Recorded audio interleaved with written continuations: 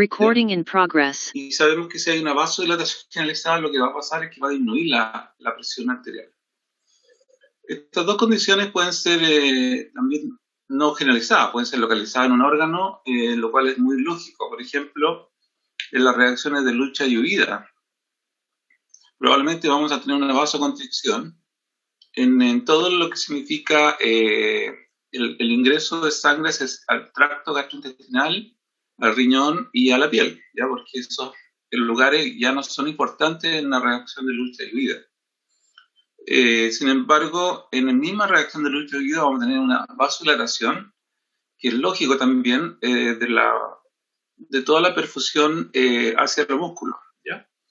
Entonces, lo cual estaría bien, porque yo estoy generando las condiciones necesarias para luchar o huir, y eso se puede generar con vasodilatación beta 2 de las arterias o arteriolas que van hacia los músculos esqueléticos, ¿ya? Y aquí sería vasoconstricción alfa 1 en todas las arterias y arteriolas que van hacia el tracto gastrointestinal, renal o piel. Bueno, pero en general, mirando los actores que participan en la vasodilatación, encontramos obviamente a los receptores beta 2 adrenérgicos, ya que producen esa vasodilatación. Dentro de ellos, un agonista famoso, ¿no es cierto? Son todos estos vasodilatadores, broncodilatadores, que son beta 2 adrenérgicos, ¿ya? Y permiten apertura de la vía aérea y mejor ventilación. También hay otros mediadores que son biológicos, como la bradiquinina, el óxido nítrico, la adenosina, la prostaglandina I2. También pueden, por ejemplo, en condiciones de acidosis, un tejido acidótico o un tejido que está un poco necrosado, va a liberar protones y potasio. Y ellos también por sí son vasodilatadores, ¿ya? Estos participan también, por ejemplo, en la respuesta inflamatoria. Ya cuando se rompe una célula, va a liberar potasio, que está en alta concentración. Y también el protón, ya que también está más concentrado adentro que afuera. Bueno, y otro último sería el péptido natriurético auricular, ya que vamos a hablar un poquito más de él enseguida.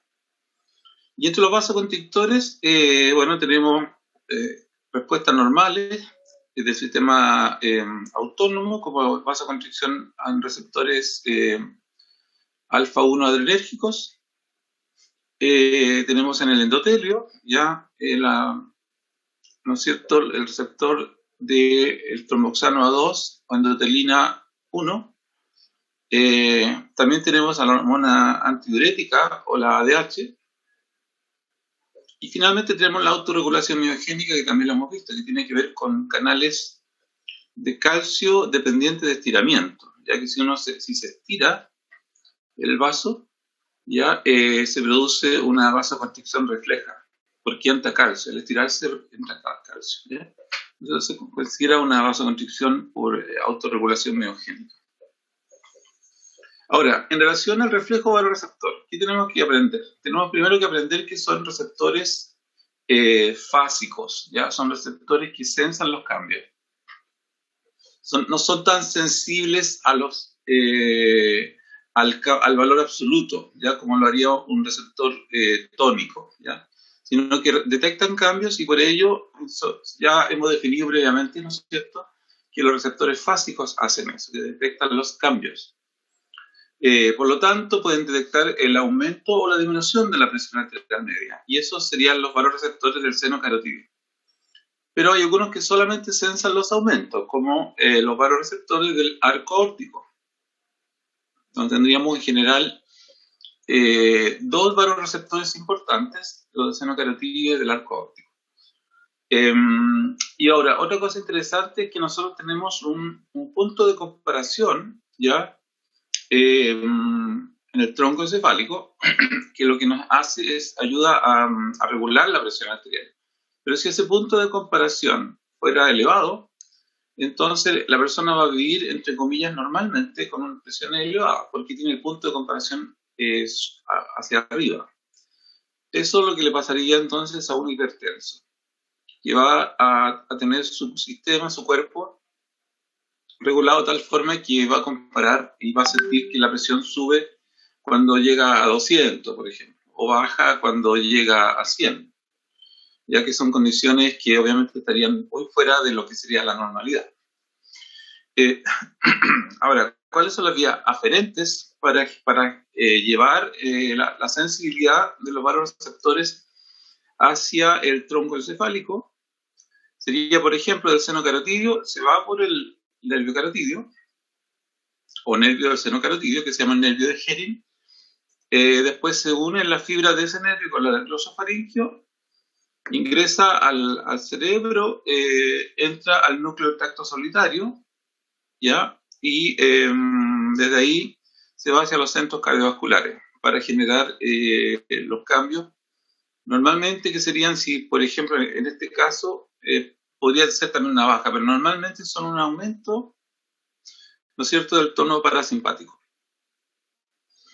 Y las vías aferentes, ¿no es cierto?, del arco aórtico serían entonces el nervio depresor aórtico, que en el fondo va a unir fibras con el vago, ¿ya?, con las fibras que se devuelven del vago, las fibras, ¿no es cierto?, que van hacia el sistema nervioso central, llegan al núcleo del tracto solitario y desde ahí van a hacer estímulos sobre los centros cardiovasculares, ¿ya? Y como aquí estamos censando un aumento, obviamente va a ser lo mismo que pasaría si el seno carotidio detecta un aumento. Se va a activar el tono parasimpático. Vamos a tener una respuesta, un baroreflejo, ¿no es cierto?, hacia la disminución de la frecuencia cardíaca. En un esquema así como simpático y con un corazoncito ahí, ¿no es cierto?, podemos ver esta situación. Ya tenemos, los actores serían, ¿no es cierto?, el corazón, ya, porque sabemos que aquí donde vamos a controlar el centro vagal va a tener grandes efectos, pero también, dependiendo del tipo de respuesta, es que también podemos tener una respuesta activadora o depresora, ¿no es cierto?, en cierta forma de la actividad cardíaca. O también podemos tener una respuesta activadora del simpático, dependiendo, por ejemplo, si es una baja, si se sensa a la baja, ¿no es cierto?, la presión arterial media. Entonces aquí tenemos el varoreceptor aórtico que se va por el vago, llega al ganglio no 12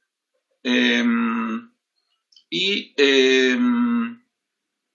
al tracto solitario, se va a la médula espinal y a las cadenas simpáticas, que va a generar, por ejemplo, una vasoconstricción.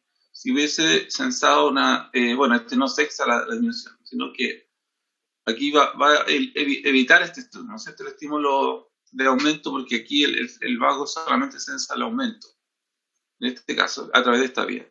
Pero acá, supongamos que se sensara una disminución, en ese caso, si se sensa una disminución, se va por el ganglio petroso, el ganglio petroso, llega al núcleo del tracto solitario y activaría entonces el sistema simpático, si está sensando una disminución. Y se produciría una vasoconstricción, una aceleración del corazón, un aumento de inotropismo, etcétera, mayor volumen sistólico, para tratar de compensar la caída de la presión que sensó, ¿no es cierto? Esto es bien interesante porque ustedes no se han dado cuenta que existe también, no sé, ustedes son muy jóvenes, pero ahora todavía la siguen dándose, una película que se llama Viaje a la Estrella. No sé si la han visto. Han habido algunas películas de cine hace algunos par de años, 4 años atrás, que son remake de Viaje a la Estrella anteriores, Star Trek. Y aparece un actor muy famoso que es el doctor Spock, que él es un habitante del planeta Vulcano y que él tiene una característica para inactivar o inhabilitar a sus oponentes, que es apretarle el cuello y generarle un desmayo, ¿ya? Entonces, tratando de explicar fisiológicamente eso, uno podría pensar, ¿no es cierto?, que está emulando cuando aprietan el nervio del seno carotidio. Supongamos que se hace una presión sobre el seno carotidio, supongamos que logra hacer la presión, ¿ya? Lo que va a pasar es que eso va a producir un aumento de la presión muy alta, ¿ya? Porque estoy apretando el mismo baroreceptor, ¿ya? Entonces eso me va a generar una sensibilidad como que está aumentando la presión. Y eso va a activar el barorreflejo. Y si se activa, y se activa mucho el tono parasimpático, entonces va a producir una asistolía momentánea y un desmayo, ya, porque va a caer, el tono parasimpático es muy alto, cesa el estímulo del nodo sinusal, y eso puede generar obviamente una caída brusca de la presión y un síncope. Esa sería un poco la explicación, ¿no es cierto?, de por qué el doctor Spock logra hacer desmayarse a sus oponentes, ¿ya? Ya, bueno, ese era un dato de Hollywood, chistoso, ¿cierto? Ya. Ahora vamos a ver un poco paso a paso cómo es la sensibilidad de la presión, ¿no es cierto?, en el nervio del seno carotidio. Si ustedes miran acá, tenemos un gráfico donde está aumentando la presión arterial media y acá la actividad relativa del nervio del seno carotidio. Entonces, aquí está la presión media, que tendría un 50%, un poquito menos del 50%, ¿no es cierto? Pongámosle cerca del 45% de la actividad del nervio del seno carotidio. Y lo bueno de esto es que al bajar la presión arterial media todavía lo sensa, ¿no es cierto? Hay sensibilidad todavía, tengo una pendiente. En cambio, cuando ya empieza a haber un plató, ¿no es cierto?, ya la sensibilidad se pierde. Por ejemplo, entre 60 y 50 milímetros de mercurio no hay mucho cambio. Pero entre 75 y 100 hay un gran cambio de actividad, lo cual refleja sensibilidad, ¿no es cierto? O sea, estamos hablando de que está sensando esos cambios. Y después, sobre 180, por ejemplo, a 200 se ve un pequeño cambio y después ya de 200 para arriba como que hay un plató. Entonces, acá se va mostrando la misma situación, pero ya en una versión más experimental, ¿no es cierto? ¿Cómo veríamos los cambios de la presión aórtica o la sensibilidad, cómo va ocurriendo esta sensibilidad a medida que vamos subiendo la presión, ¿ya? Entonces, aquí se está comportando como un receptor, ¿se dan cuenta? Fásico, ¿ya? Debajo de 50 no sensa nada. En 75 ya está sensando algo. En 100 está sensando, ¿no es cierto? Hay respuesta, ¿no es cierto? Del nervio hay potenciales de acción. Lo que estaremos viendo aquí son potenciales de acción, ¿ya? Después, cuando la presión arterial está en 125, ya tenemos una gran cantidad de potenciales de acción. ¿No es cierto? 125, y después cuando ya tenemos 200, tenemos muchos potenciales de acción, pero ya aquí no estaríamos sensando, no habría una respuesta diferencial, sino que sería la misma respuesta.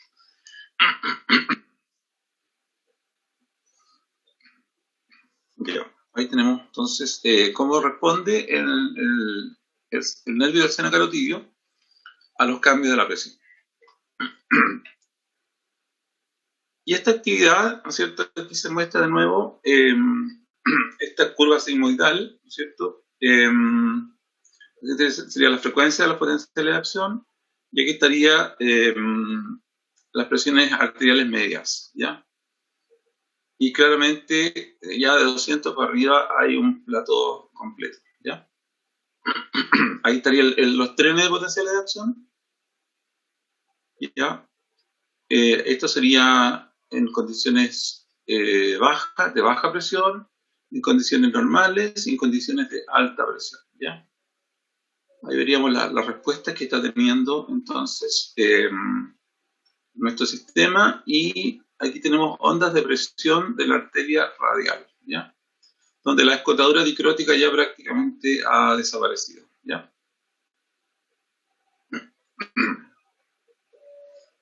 Ya. Ahora, ¿cómo se ha estudiado o cómo se ha reconocido los actores que participan en el baroreflejo? ¿Ya? Entonces, ya se conoce, y esta es una publicación bastante reciente del año 2017-18, donde se han empezado a estudiar los canales que se llaman piezo, 1 o 2, ¿ya? Esta información no está en el Constanzo, por si acaso, sino que es información nueva, que siempre es así. Los libros en general están desfasados, yo diría unos 4 años aproximadamente de la investigación, ¿ya? Por todo lo que significa escribirlo, después hacer la impresión, la revisión de todas esas cosas, siempre van quedando atrasados un poco los libros, ¿ya? Pero por eso es bueno hacer clases, porque así uno va complementando, ¿no es cierto?, lo que está escrito. Si no, no tendría mucho sentido hacer las clases. Si solamente repetir lo que está en el libro, uno podría simplemente leerlo, ¿no es cierto? Pero uno le da una visión, ¿no es cierto?, una impronta, experiencia, le da ilumina un poquito por dónde va la cosa, ¿no es cierto? Para eso sirve la docencia y para motivar también. Bueno, entonces, estos canales son son súper interesantes porque, ¿no es cierto?, son los que permiten entender el baroreflejo. Entonces, aquí tenemos, por ejemplo, el nervio aórtico, entonces serían los barorreceptores aórticos en este caso, y aquí tenemos el nervio del seno carotídeo, ¿ya? Y ahí estaría la división de las carótidas. ¿Ya? Entonces, si uno hace una amplificación de este sector, se va a encontrar que aquí está un corte de la aorta, ¿no es cierto? Y acordemos que este se son los aumentos de la presión arterial, ¿ya? Si hay un aumento, ¿qué es lo que pasa? En 2, se eleva la tensión, ¿no es cierto? Porque aumenta el radio, y sabemos por la ley de Laplace que la tensión va a aumentar a medida que aumenta el radio. En 3, al aumento de la tensión, ¿no es cierto?, se activan los canales de sodio y calcio de estas neuronas, ¿no es cierto?, que son esas neuronas sensitivas, y se produce entonces una despolarización del nervio depresor aórtico, ¿ya? Y estos potenciales de acción que son generados se transmiten hacia el centro cardiovascular del bulbo raquídeo, ¿ya? Entonces, tenemos que la presión arterial es monitorizada por estas neuronas sensitivas, que tienen en su superficie, ¿no es cierto?, estos canales, piezo 1 y piezo 2. Si aumenta la presión arterial, ¿no es cierto?, aumenta la tensión, ya lo sabemos por la ley de Laplace. Y aumenta también en el nervio de seno carotídeo, también ahí aumenta, ¿no es cierto?, porque también están presentes. Se abren los canales piezo, se genera un potencial postsináptico excitatorio y un potencial de acción, que van por el nervio seno carotídeo o el nervio depresor aórtico, hacia el núcleo del tracto solitario, ¿ya? Esto inhibe el tono simpático y aumenta el tono vagal hacia el corazón. Entonces, estas neuronas piezo son las que inervan los barorreceptores y son las responsables del reflejo barorreceptor, que mantiene la presión arterial media, ¿vale? Eso sería entonces cómo funciona desde el punto de vista. Y si uno tratara de encontrar el mecanismo, es muy posible que el mecanismo en este caso sea simplemente un canal catiónico dependiente de estiramiento. Sería como esa la primera idea que se le viene a la cabeza, ¿no es cierto? Que sería, uno estira un tejido, significa que está generando mayor tensión, y eso se produce la conductancia catiónica, ¿no es cierto?, en esos canales. Sería como la hipótesis más atractiva para explicar la conductancia, la generación de potenciales postsinápticos excitatorios y la generación de un potencial de acción. Entonces, aquí miramos el mecanismo, ¿cómo sería? Entonces se cree que existe este cambio en la tensión detectada por los canales piezo y se generaría la conductancia sodio-calcio que produciría un potencial postsináptico excitatorio y un potencial de acción. Entonces, se cree que son estas fuerzas mecánicas, ¿no es cierto? Estas fuerzas que son por, ¿no es cierto?, la compresión o el estiramiento, ¿no es cierto?, del tejido, que va a abrir estos canales catiónicos dependientes de estiramiento o mecánicos. Ya. ¿Y cómo entonces va llegando el estímulo, ¿no es cierto?, aferente, sensitivo, hacia el tronco encefálico? Entonces sabemos que en la formación reticular del bulbo y en el tercio inferior de la protuberancia se encuentran los diferentes centros que integran la función cardiovascular. Y estas reciben aferencia del núcleo del tracto solitario y luego activan o inhiben el simpático y el parasimpático. Por ejemplo, cuando se estimula el centro vasoconstrictor, obviamente que vamos a tener una respuesta simpática, ¿no es cierto? Vamos a activar receptores alfa-1 de arterias y venas. Si estimulamos el centro acelerador, también se va a producir un aumento del tono simpático, pero ahora estimulando las actividades cardíacas. Inotrópico positivo, cronotrópico positivo, dromotrópico positivo, lucitrópico positivo. ¿Ya? Porque este que está aquí, ¿no es cierto?, el simpático a receptores son alfa-1, no son los beta-1, ¿no es cierto? Aquí, mirando un poco este esquema, ¿cuál estímulo le falta? Aquí hay 4. ¿Cuál faltaría?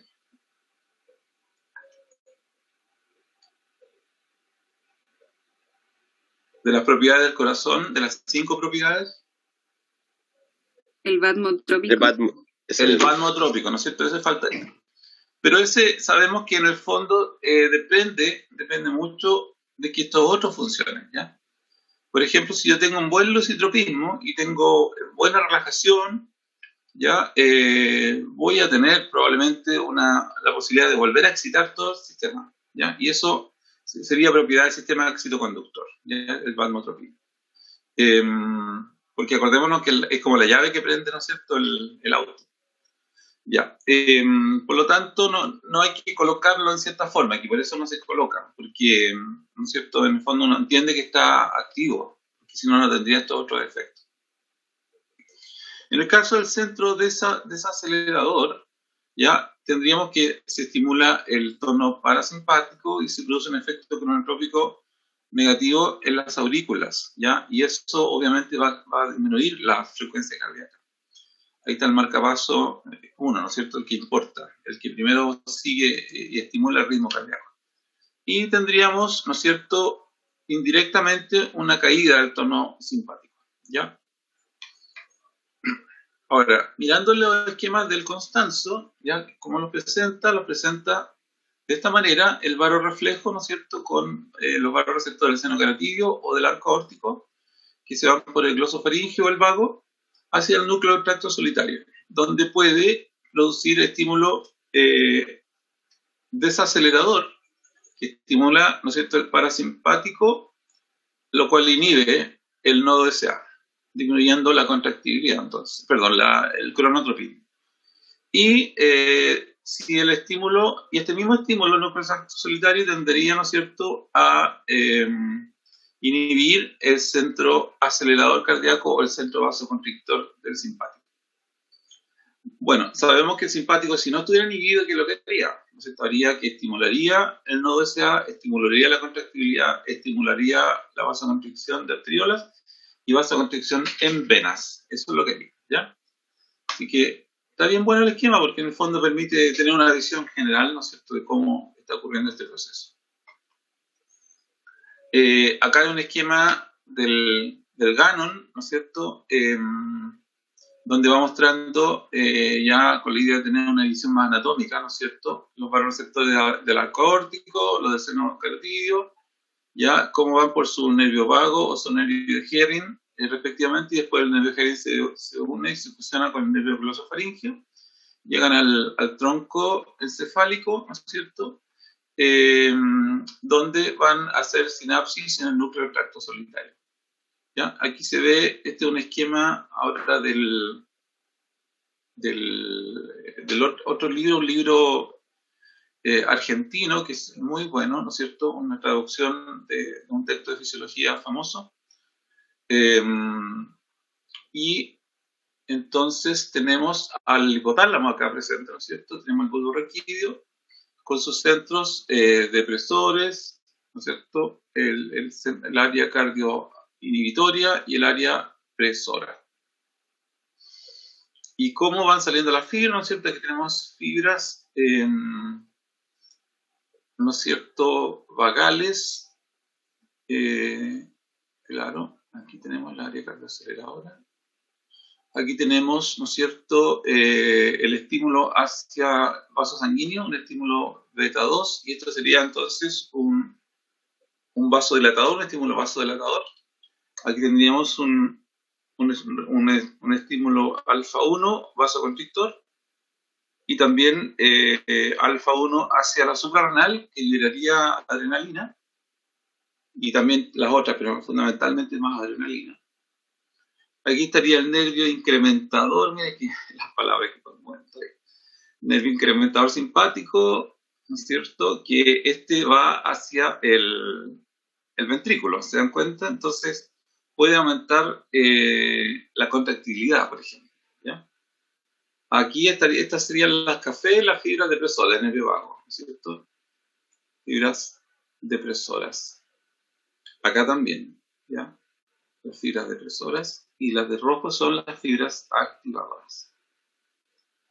Y la sensibilidad, ¿no es cierto?, estaría mostrada por estas en este color más morado, ¿no es cierto?, del nervio senocarotídeo, por ejemplo. Perfecto. Ya, bueno, está también bien completo, ¿no es cierto? Y vemos como en el hipotálamo también tenemos áreas que pueden inhibir el simpático, o áreas que tienen que ver con el calor, ¿no es cierto?, la termorregulación, o un área cardioaceleradora.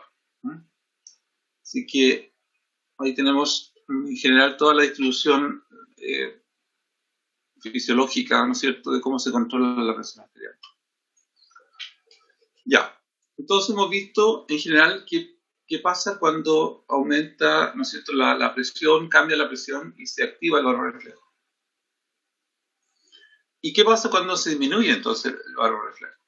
Por ejemplo, aquí tenemos una disminución del tono simpático. Ese sería el tono simpático, lo cual disminuiría la presión arterial media, ¿no es cierto?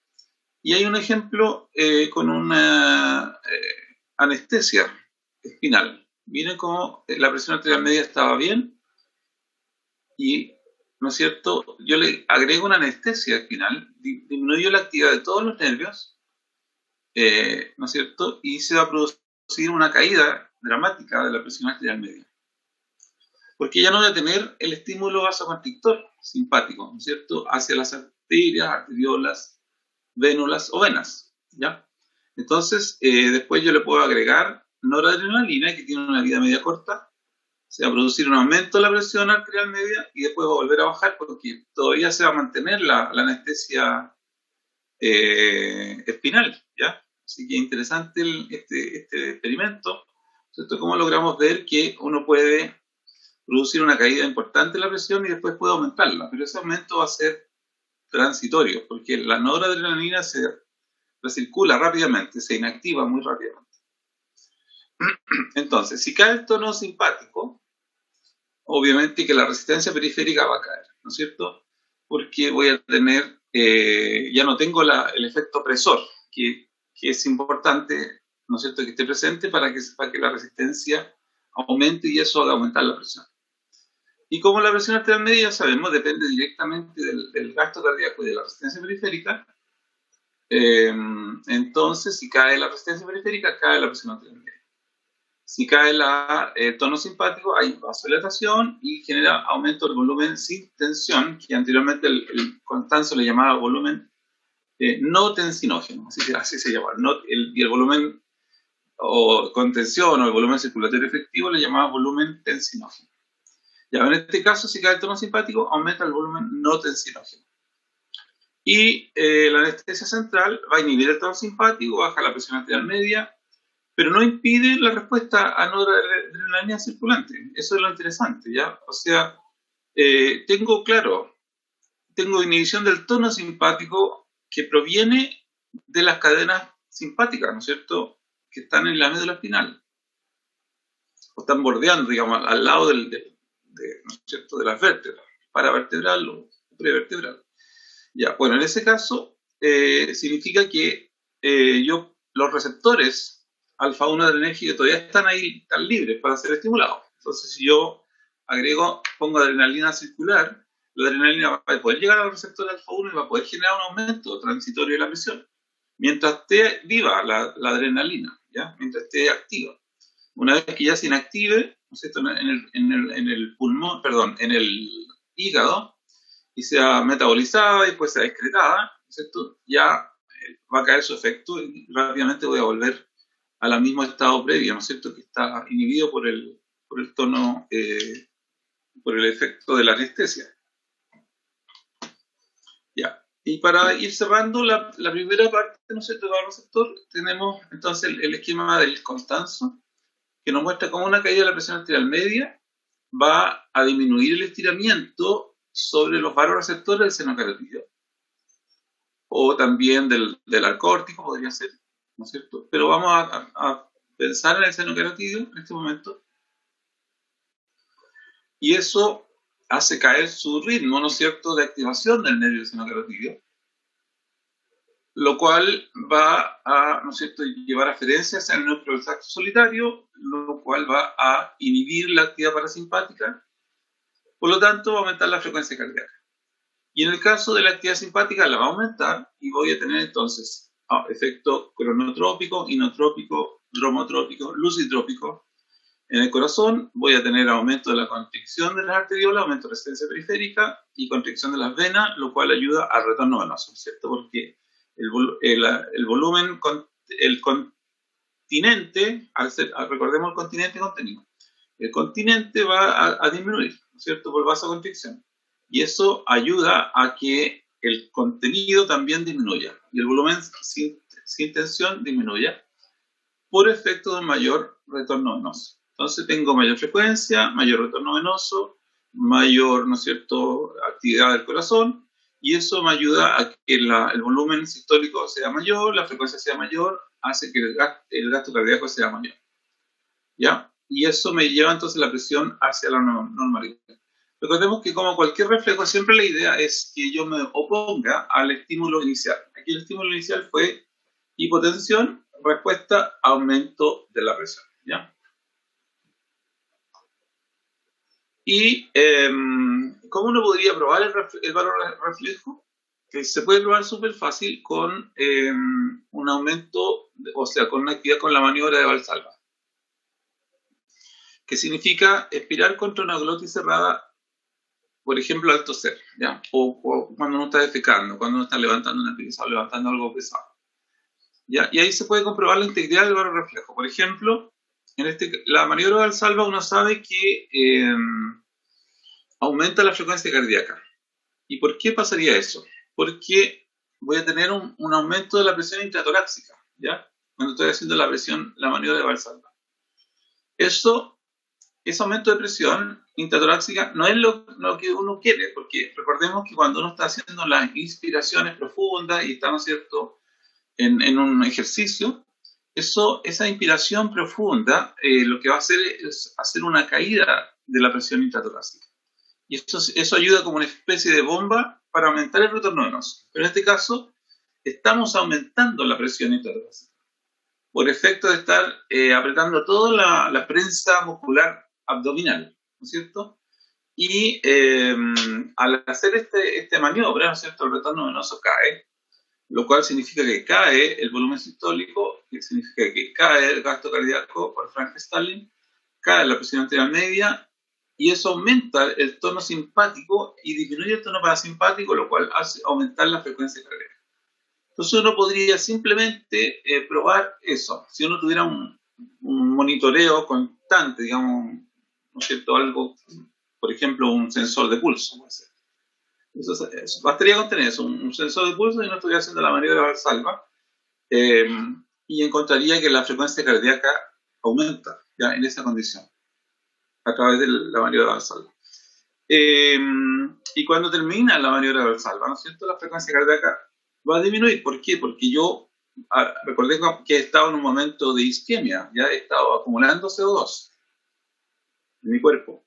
Cuando yo no estoy ventilando y estoy haciendo esa maniobra, no estoy entonces aumentando la CO2. Esto me hace pensar en un levantador de pesas, ¿no es cierto? El levantador de pesas está generando la maniobra Valsalva. Y cuando hace eso, obviamente uno lo ve como tiene las yugulares distendidas, toda la cara, ¿no es cierto?, rubicunda, en fin, ve cómo está esta persona generando una fuerza tremendamente grande para levantar, no sé, 180 kilos. No sé hasta cuánto, no sé si alguien sabe hasta cuánto es lo máximo que se puede levantar en este levantamiento de pesas. ¿Alguien sabe eso? ¿Cuántos kilos puede levantar a alguien? Si el campeón mundial de levantamiento de pesas, por ejemplo, ¿cuánto habrá levantado?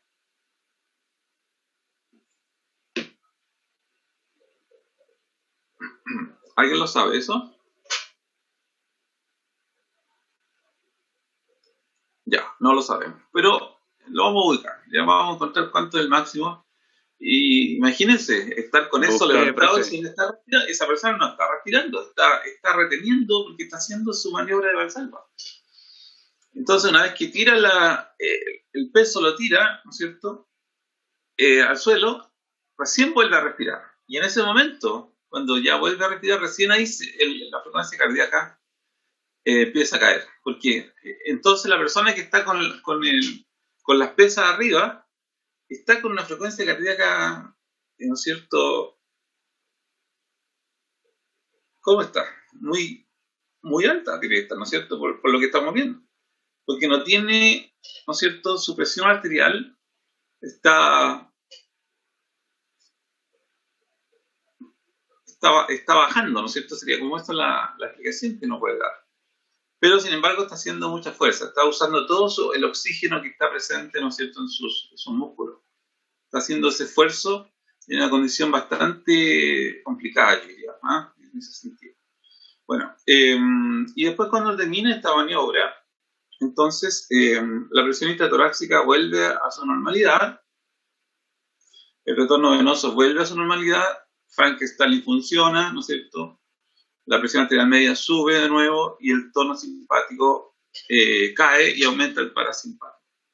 Eso lo cual hace bajar la frecuencia cardíaca y ahora voy a tener latidos con un alto volumen sistólico, porque recordemos que ahora sí voy a tener un retorno bueno y frecuencias que paulatinamente van a ir bajando, ¿no es cierto?, hasta normalizarse. Eso. Ya, y aquí vamos a detenernos un ratito, ¿no es cierto?, para hacer un break de 10 minutos, volvemos a las 9, ¿ya? Y ahí terminamos con esto, el sistema renina-angiotensina al doctor.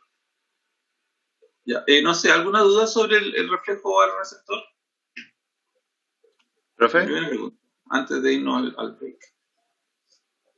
Profe, busqué lo del peso que levantó el caballero. ¿Ya? Y alzó 500 kilos, pero se desmayó por la presión.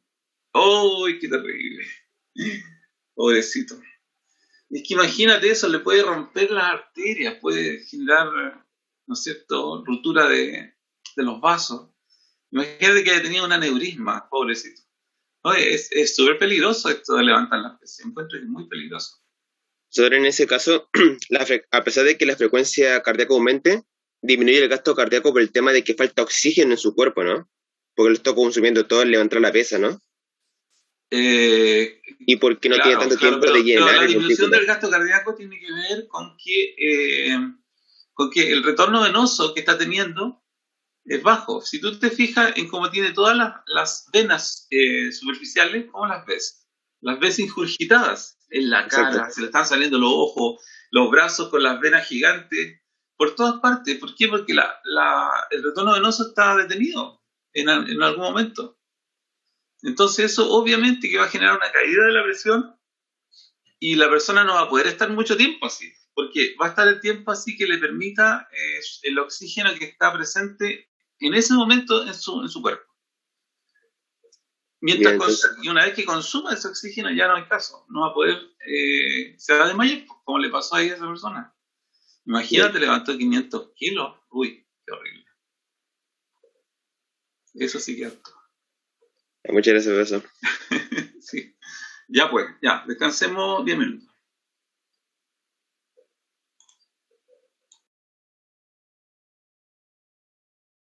Recording stopped.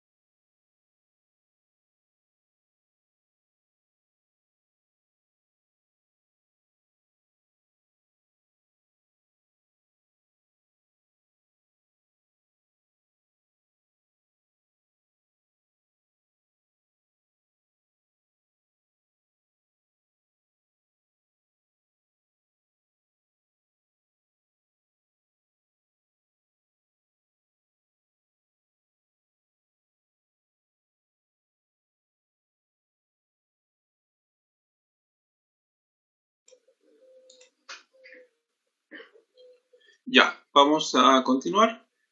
Voy a volver a grabar. Recording in progress.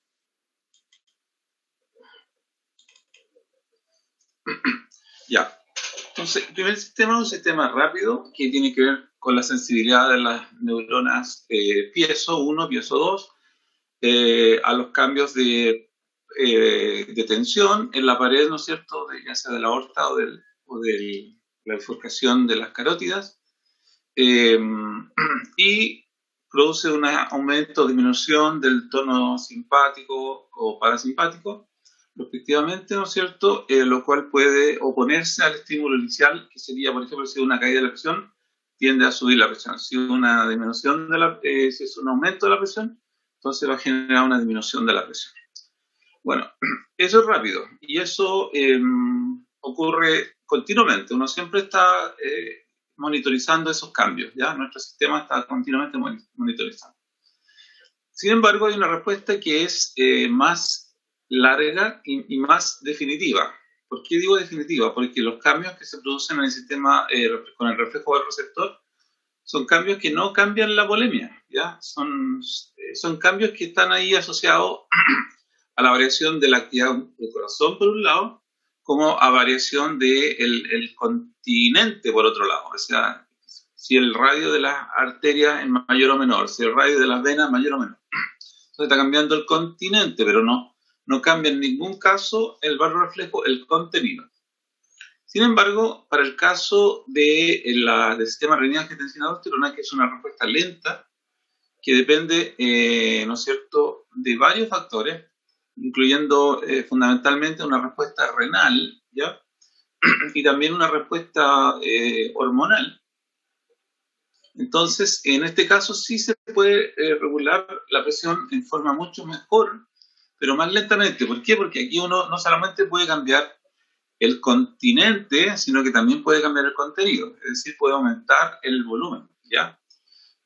Por eso que cuando uno habla de la regulación que genera el sistema de renina-angiotensina-aldosterona, dice fundamentalmente la presión arterial media se regula a través de la volemia, un cambio en la volemia, ¿ya? ¿Y cómo se hace esto?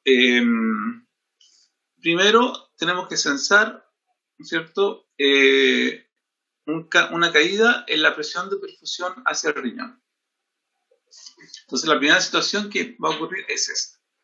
Y aquí aparece inmediatamente una situación que es, yo diría, patológica muy clara, ¿ya? Que muy ilustrativa de cómo este efecto puede aparecer, ¿ya? Supongamos que un paciente tenga un daño un daño congénito en una de sus dos arterias renales, ¿ya? Y en una de ellas tenga un estrechamiento, una estenosis, ya como congénita, que nació así. En ese caso, donde tenga el mayor estrechamiento, ¿no es cierto?, para el flujo renal, obviamente va a tener una perfusión baja. Y lo que va a pasar es que en el riñón que tenga el estrechamiento, la estenosis, se va a producir inmediatamente esto. El riñón va a censar que hay una caída de la presión y va a activar su sistema de renina-angiotensina-aldosterona. Va a tener siempre activo. Pero en el otro riñón, el riñón sano, no va a detectar eso. Entonces, ¿cuál sería la lección que uno saca inmediatamente de ese hecho clínico? Es que un riñón va a estar censando, ¿no es cierto?, una caída de la presión de perfusión y otro riñón va a estar censando que está normal, ¿ya? Pero el riñón que censa la caída de la presión de perfusión va a mantener activo este sistema, ¿ya? El sistema renina-angiotensina-aldosterona. ¿Ya? ¿Y cómo ocurre este sistema? Entonces, ocurre primero porque el riñón, cuando censa la hipoperfusión, activa su aparato yuxtaglomerular, ¿ya? Y este aparato, que está al lado del glomérulo, por eso se llama yuxtaglomerular, libera una enzima que se llama la renina, ¿ya? Y esta renina tiene como sustrato para su función enzimática el angiotensinógeno que está sintetizado en el hígado, ¿ya? Y está circulante. Es una de las proteínas plasmáticas. Entonces, la renina transforma el angiotensinógeno, lo hidroliza y lo corta y lo transforma en angiotensina 1. Este sigue circulando, la angiotensina, al igual que la angiotensinógeno, circula por nuestro cuerpo hasta que se encuentra con una enzima que se llama enzima convertidora de angiotensina, que lo que hace es transformar la angiotensina 1 en angiotensina 2. Ahora, esta angiotensina 2, ¿no es cierto?, tiene varios efectos. Un efecto es un efecto a largo plazo, ¿no es cierto?, que significa síntesis de aldosterona. Entonces estimula la síntesis de aldosterona por la glándula suprarrenal. Y la aldosterona tiene un efecto ya conocido por nosotros, que es que aumenta la reabsorción de sodio ya en el riñón. Bueno, al aumentar el sodio, lo que tiende eso es aumentar la volemia, ya, porque recordemos que el principal determinante del volumen del LEC es el sodio presente. Entonces, al ir aumentando la volemia, voy a tender a aumentar la presión hacia la normalidad. Otro efecto que tiene la angiotensina 2 es que en el túbulo contorneado proximal, ahora, se va a producir el aumento del intercambio sodio-protón en el ribete cenillo del túbulo contorneado proximal. Y este aumento, lo que va a pasar es que uno en este momento no ve dónde está el bicarbonato, ¿no es cierto? No entiende ni dónde está el bicarbonato ni nada de eso, pero lo que sí se ve claramente, y lo del bicarbonato, después le vamos a contar cuando entremos a ácido-base, está asociado con este protón. Pero aquí lo interesante es que yo voy a tener, al tener aumentado este intercambiador, ¿ya?, voy a aumentar la reabsorción de sodio, básicamente, que es el otro efecto que se va a sumar al efecto previo de aldosterona. Pero este es un efecto, el efecto de aldosterona es un efecto en el túbulo distales y colector. Este es un efecto en el túbulo proximal. Entonces voy a tener un aumento proximal de los túbulos colectores de reabsorción de sodio y un estímulo distal o tubo colector en el aumento de reabsorción de sodio, ¿ya? Otro efecto que es muy bueno desde el punto de vista de la homeostasis en nuestro cuerpo, cuando uno quiere aumentar la volemia, obviamente es aumentar la sed, ¿no es cierto? Si yo tengo mayor sed, es lógico, voy a ayudar a reponer la volemia, que eventualmente puede ser perdida. Ya. Y finalmente, el último efecto, ¿no es cierto?, es el efecto propio que tiene la angiotensina 2 sobre el estado de vasoconstricción. También es un vasoconstrictor, directamente. ¿Ya? Y obviamente eso va a aumentar la resistencia periférica, lo cual va a ayudar a que la presión arterial aumente hacia su normalidad. Entonces, como se dan cuenta, tengo efectos de aumentar la volemia por retener agua, efectos de aumentar la volemia porque aumento el volumen, y efectos de aumentar disminuir el continente, no sé qué disminuiría el continente, lo cual ayudaría a que el contenido presente, ¿no es cierto?, genere una mayor presión arterial. Lo cual se opone, entonces todos estos efectos se van a oponer al estímulo inicial, que era una caída de la presión de perfusión. Ahora la presión arterial media va a aumentar. ¿Vale? Ese sería entonces el esquema de regulación del sistema renina, angiotensina, aldosterona. Ahora, este esquema mirado desde otras perspectivas, se puede ver acá, por ejemplo, este es el, ¿no es cierto?, el libro argentino, se llama Las bases terapéuticas de la fisiología. Creo que es el nombre que tiene, bases terapéuticas, sí, bases terapéuticas de la fisiología. Ya, este es un libro muy interesante desde el punto de vista de la fisiología, ¿ya? Y tiene muy buenos esquemas. Este es un esquema que yo encuentro súper bueno. Aquí se ve el vaso sanguíneo, ¿cierto? Se ve cómo va el angiotensinógeno en la sangre, y cuando se estimula el sistema, ¿no es cierto?, el sector del aparato extraglmerular, que se llama mácula densa, va a producir la renina en condiciones de caída a la presión de perfusión renal. Ya, cuando cae, aquí se ve una flecha, cae la presión de perfusión en el riñón, ya, que va por la arteriola aferente. Entonces, al caer eso, se estimula entonces la síntesis de renina, que transforma el angiotensinógeno en angiotensina 1. Y la angiotensina 1 viaja por la circulación hasta que se encuentra con la enzima convertidora de angiotensina, que lo transforma en angiotensina 2. Y este es el gran efector, diría yo, claro. Es el efector más importante de este sistema renina-angiotensina-aldosterona. Aquí es donde todo va a ocurrir, ¿ya? Entonces, por un lado tenemos la generación de un cambio de conducta, aumento de la sed, lo cual va a generar ingestión de agua. Y hablando de eso, yo también voy a ingerir un poco de agua. Ya. Aumento de la hormona antidiurética, que en el esquema anterior, a ver, no estaba presente. Fíjense, ojo, que la antidiurética no estaba presente aquí. Aquí sí, y lo cual es otro elemento más, ¿no es cierto? O sea, vamos contando el número de efectos que tiene la angiotensina 2. Tiene muchos efectos. Aumenta la sed, aumenta la antidiurética, van 2. Aumenta la aldosterona en la glándula suprarrenal. Van 3. En el endotelio, estimula la liberación de endotelina 1, 4, que también es vasoconstrictora. Produce vasoconstricción, estimulando, ¿no es cierto?, sistemas alfa 1. Ahí van 5.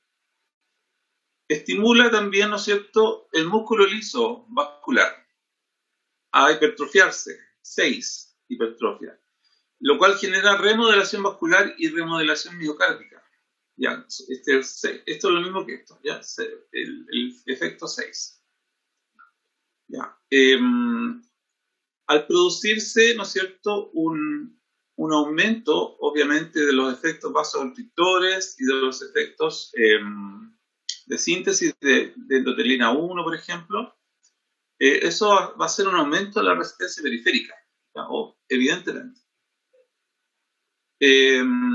Y obviamente es como que la angiotensina 2 está haciendo un efecto simpático, por así decirlo, ¿ya? Ese es lo que uno empieza a ver, como que está haciendo un estímulo simpático. Y vamos a encontrar que, por ejemplo, la médula suprarrenal, que puede liberar adrenalina, puede producir también estímulo beta 1 sobre la mácula densa, ¿ya? Y también el sistema simpático, que libera noradrenalina, también puede estimular al receptor beta 1, ¿ya? Y estos estímulos que vienen ya sea de la médula suprarrenal como del simpático, pueden también a su vez liberar desde la mácula densa a la renina, ¿ya? Entonces tenemos un sistema que está altamente controlado, con mucha retroalimentación, ¿ya? Y que en el fondo lo que va a hacer es producir todos los cambios necesarios para que se aumente la presión, ¿ya? Porque si inicialmente la presión estaba baja, lo que yo quiero es subir esta presión de perfusión renal, ¿ya? Al tener un aumento de presión de perfusión, yo voy a entender que estamos bien. Pero voy a volver al ejemplo que les puse al principio, donde tengo un riñón con una arteria renal, ¿no es cierto?, estenosada, versus el otro riñón con una arteria renal normal, ¿ya? Entonces, este sistema va a estar siempre activo en aquella arteria renal estenosada, va a estar siempre activo, porque no lo voy a lograr nunca retroalimentar, ¿ya? Siempre va a percibir que está con la presión baja de perfusión, ¿ya? Entonces eso es un problema, porque esa persona va a tener ese sistema alterado. Y la pregunta que yo les hago a ustedes, si tengo una persona que tiene una estenosis renal, ¿ya? ¿Cómo lo voy a encontrar desde el punto de vista de la presión arterial? ¿Qué me van a decir ustedes?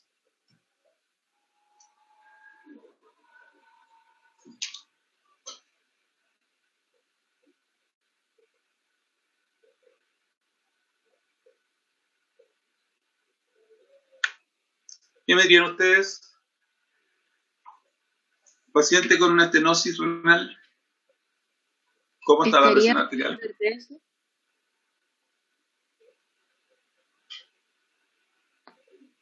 Carla, ¿dijiste algo? No te escuché. Dije que estaría hipertenso debido a la estenosis. Hipertenso, claro, porque va a tener la angiotensina 2 alta circulando. Y eso le va a generar hipertrofia musculolisovascular, aumento de la vasoconstricción alfa 1, endotelina, aumento de la resistencia periférica, va a tener hipervolemia, ¿no es cierto?, va a tener todas las respuestas vasculares y por lo tanto nunca va a reponerse ese problema y va a estar siempre con el sistema activo, ¿ya? Y les voy a mostrar ahora dos esquemas que son grandes, ¿ya? Pero me interesa mucho mostrárselos para que ustedes tengan una visión general de cómo se van juntando todas las piezas, ¿ya? Y cómo vamos generando entonces un equilibrio en el volumen, ¿ya? Para tratar de recomponer o tratar de remodelar la presión, ¿ya? Este es un esquema que tiene que ver con eso, cómo vamos cambiando el volumen dependiendo de si estamos en un estado, ¿no es cierto?, de hipervolemia o hipovolemia y si estamos con presión arterial alta o baja, ¿ya? Entonces vamos a partir, por ejemplo, partamos con una presión arterial baja, ¿ya? Yo creo que es un buen ejercicio para nosotros. Supongamos que la presión arterial cae, ¿ya? Entonces, ¿qué es lo que va a censar? Nuestros vasoreceptores van a censar inmediatamente que hay una disminución del número de potenciales de acción que vienen llegando de los vasoreceptores, ¿no es cierto? ¿Qué va a pasar? Entonces la actividad simpática se va a aumentar. Y esta actividad simpática, ¿qué es lo que va a generar? Por un lado puede generar, ya sabemos, si aumenta el simpático puede liberar más remina. Si aumenta el simpático puede generar vasoconstricción.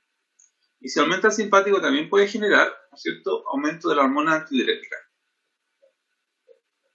Ahora, ¿qué pasa si aumenta la hormona antidiurética? Aumenta la reabsorción de agua, ¿ya? Entonces el riñón ahora va a quedar con menos volumen para excretar, porque el agua se está reabsorbiendo. Y si el agua se reabsorbe, el volumen del leg va a tender a aumentar. Y si yo tiendo a aumentar el volumen del leg, ¿no es cierto?, lo que voy a hacer, voy a irme por ese lado, pero antes de irme para este otro lado voy a seguir acá, ¿ya? Voy a devolverme acá. Entonces ya tengo que, por una de las vías que me fui, tiendo a aumentar un poquito el leg. Ahora vámonos por la otra vía, la vía de la renina. Si aumenta la renina, aumenta la angiotensina 2 y la aldosterona. Si aumenta estas dos, aumenta el sodio, ¿no es cierto? Pues ya sabemos por qué. Porque la aldosterona ayuda a aumentar el sodio y el flujo plasmático renal, ¿ya?, va a tender a disminuir también, ¿ya? Si aumenta el sodio, ¿ya?, va a tender a disminuir y eso entonces me va a generar un riñón antidiurético y eso va a favorecer, por otro lado, también el aumento del volumen del leg. Ahora, siguiendo para complicar la parte de abajo, si aumenta la renina y aumenta aldosterona y angiotensina 2, angiotensina 2 tiene un efecto de vasoconstrictor, ¿ya?, que se suma al mismo efecto vasoconstrictor que ya tenía el receptor alfa-1 adrenérgico por efecto simpático. Entonces va a tener vasoconstricción por dos vías, la angiotensina 2 y por vía alfa-1 adrenérgica simpática. Y eso hace aumentar la resistencia periférica. Y si aumenta la resistencia periférica, ¿no es cierto?, eso se tiende a oponer al aumento, a la caída de la presión, ¿ya? Recordemos que inicialmente había caído la presión, ¿no es cierto? Eso es lo que dijimos que había pasado. En cambio, si yo aumento la resistencia, me tiendo a oponer. ¿Por qué? Porque el aumento de resistencia tiende a aumentar la presión arterial. ¿Se dan cuenta? Entonces aquí yo tengo una vía también que se va a oponer directamente a esta hipotensión, y esto es por efecto del sistema vasoreceptor, ¿ya? Pero también ayudado por el efecto del sistema renina, angiotensina, aldosterona, que también tiene un efecto a través de angiotensina 2. Ya, ahora sigamos con la antidiurética, ¿ya? La antidiurética sabemos que puede ser aumentada por efecto simpático, pero también puede ser aumentada simplemente por la hipovolemia, ¿ya? Entonces yo tengo una hipovolemia acá que me va a generar un aumento de la liberación de la angiotensina, de la antidiurética, y que va a oponerse a la pérdida de agua, ¿no es cierto? Ya.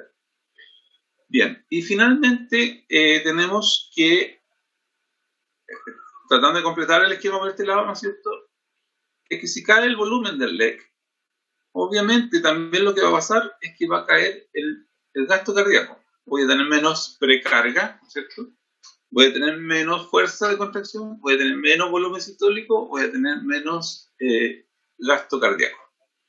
Este BM significa gasto cardíaco, por si acaso. A los argentinos les gusta ponerle otras letras, pero bueno, así es la cosa. Perfecto. Y si el gasto cardíaco cae, obviamente eso también hace caer la presión arterial. Y la última parte de acá sería el péptido natriurético auricular. ¿Ya? Cuando cae el volumen del LEC, el péptido natriurético auricular se inhibe, ¿ya?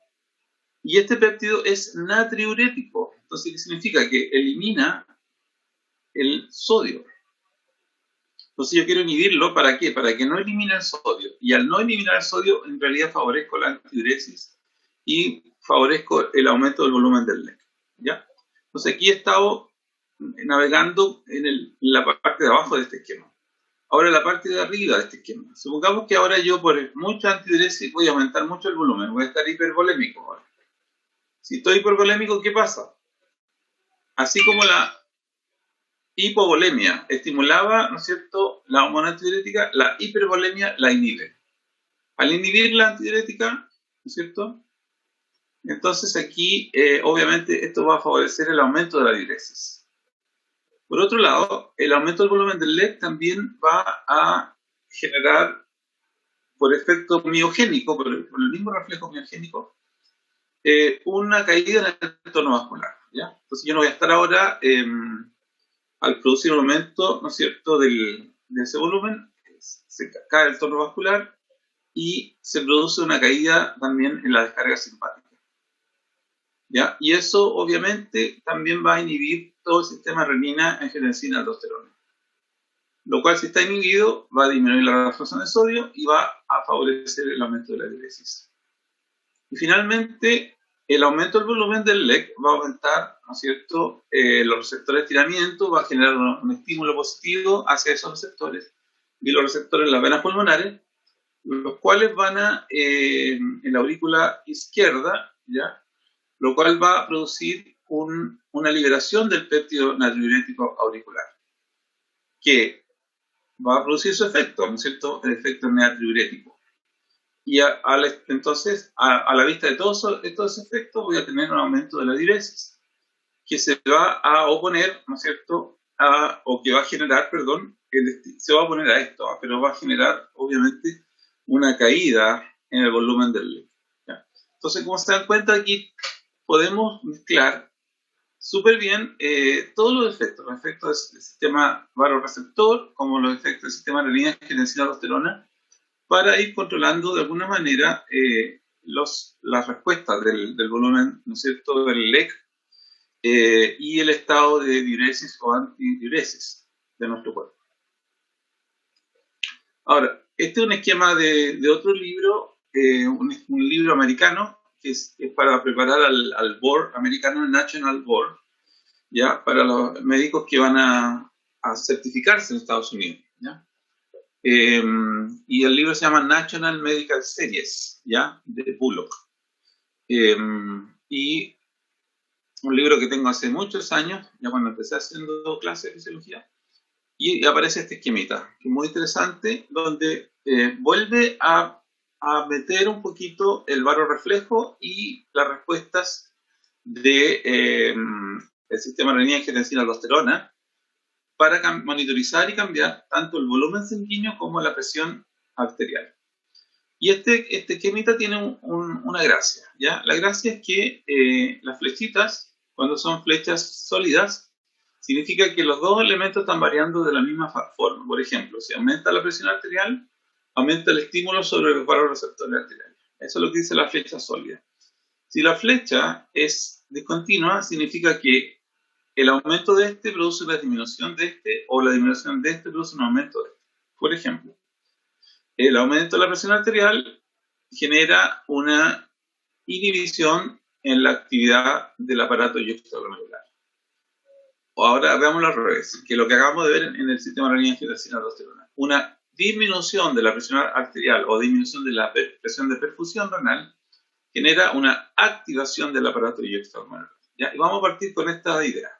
Entonces, hipoperfusión renal, aumento de la actividad del aparato extracelular, que aumenta, ¿no es cierto?, la actividad de la arginina, que transforma angiotensinógeno en angiotensina 1 y después se produce por convertidora en angiotensina 2. Lo cual aquí muestra dos efectos. Primero, un efecto de aumento de resistencia vascular y segundo, un efecto de aumento de la secreción de aldosterona por la corteza adrenal. Vámonos por arriba. Entonces, aumenta la resistencia vascular y eso hace que aumente la presión arterial. ¿Se dan cuenta? Ya, ahora seguimos por abajo. El aumento de angiotensina 2 produce un aumento de la secreción de aldosterona de la corteza adrenal, lo cual tiende a retener el sodio y agua.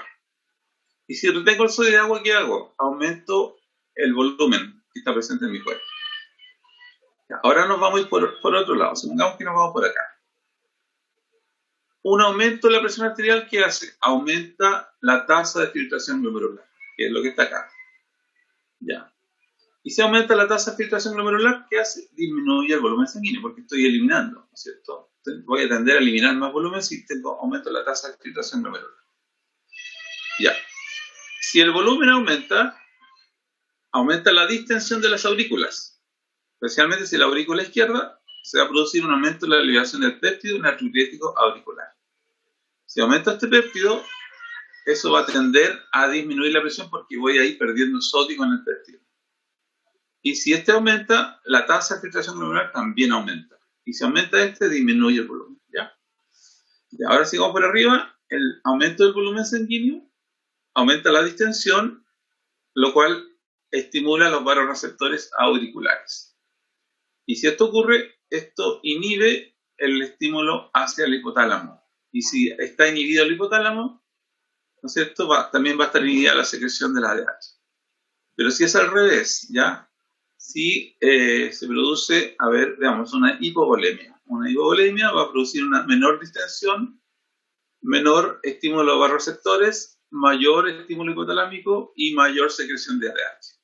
Lo cual va a tender a retener sodio y va a tender a aumentar. Y ahí se producía un circuito lógico en este caso. Ahora, recordemos que la secreción de ADH también va a responder tanto a los volúmenes como a la osmolaridad. Entonces, la molaridad aumentada aumenta el hipotálamo y eso también aumenta la secreción de ADH. Para tender a aumentar el volumen. Porque si yo tengo molaridad aumentada, quiero aumentar el volumen. Para que la osmolaridad sea normal. Ya, y ahora vamos a seguir por este lado del vasoreceptor, ¿ya? Entonces tenemos el aumento de la presión, genera aumento del vasoreceptor arterial, lo cual produce aumento de la actividad del bulbo raquídeo, que tiende, ¿no es cierto?, a través del núcleo del tracto solitario, producir un estímulo, si está aumentada, ¿no es cierto?, estimula el vago, inhibe la frecuencia cardíaca, lo cual tiende a inhibir. Si inhibe la frecuencia, tiende a bajar la presión. Si el bulbo raquídeo y el núcleo del tracto solitario estaba activado, ¿cierto?, por un aumento de la, ¿cierto?, por una disminución de la presión arterial, ¿recordamos? No. Sí, supongamos que tengo la presión arterial baja. El vasoreceptor va a tender, ¿no es cierto?, a disminuir también su actividad, ¿ya? Eso va a tender a inhibir la médula, eso va a tender a inhibir el nervio vago y el nervio vago inhibido va a tender entonces a aumentar la frecuencia. Si aumenta la frecuencia va a tender a reponer la presión. Aquí tengo inhibida entonces la médula, estoy de hipotensión, ¿no es cierto? Entonces tengo inhibida la médula, voy a activar el tono simpático. Ya, estimula el tono simpático, ¿qué hace? Estimula la frecuencia cardíaca, estimula la secreción de adrenalina, estimula la resistencia vascular, todo lo cual tiende ahora a subir la presión, que inicialmente estaba baja. ¿Ya? Bueno, eso es más o menos el esquema general de cómo se relacionan los dos componentes. Me estoy dando cuenta que se me acabó el tiempo, tengo que terminar la clase, ¿no es cierto? Y vamos a terminarla ahora aquí. Creo que solamente falta la que sigue. Entonces, además de lo que hemos visto del sistema renina-angiotensina-aldosterona y del varoreflejo, existen otros mecanismos que regulan la presión. Por ejemplo, los quimioreceptores, y también están los cuerpos aórticos y carotídeos, y que son sensibles a hipoxia. ¿Qué hacen estos? Cuando cae la concentración parcial de oxígeno, se aumenta el tono simpático.